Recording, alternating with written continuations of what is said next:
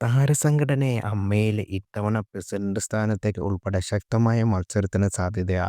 6 പ്രധാന ഭാരവാഹികളും 11 അംഗ എക്സിക്യൂട്ടീവ് അടക്കം 17 പേരെ കണ്ടെത്താനുള്ള തിരഞ്ഞെടുപ്പിൽ സ്ഥാനാർത്ഥികളെ 30-ലേറെ പേർ വന്നേക്കുമെന്നാണ് സൂചന.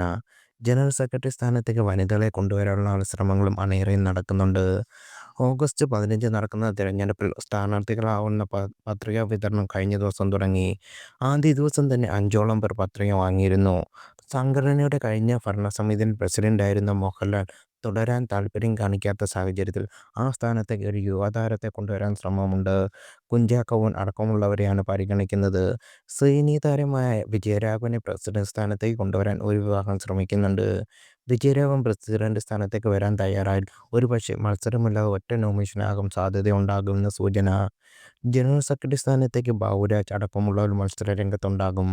ഒരു വനിതയെ ഈ സ്ഥാനത്തേക്ക് കൊണ്ടുവരാനുള്ള ശ്രമത്തിനാണ് ചിത്രം മാറിയേക്കാം. സംഘടനയിലെ മുൻ ഭാരവാഹിയായ ശ്വേതാ ഉൾപ്പെടെയുള്ളവർ മത്സര രംഗത്ത് കൊണ്ടുവരാനും ശ്രമമുണ്ട്. അന്തിമ തീരുമാനമായില്ലെന്നാണ് ശ്വേതയുമായി ബന്ധപ്പെട്ട വൃത്തങ്ങൾ പറയുന്നത്.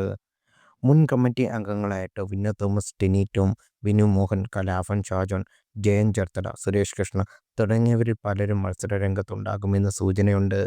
ഈ മാസം 24-നാണ് പത്രിക സമർപ്പിക്കൽ കഴിയുന്നത്.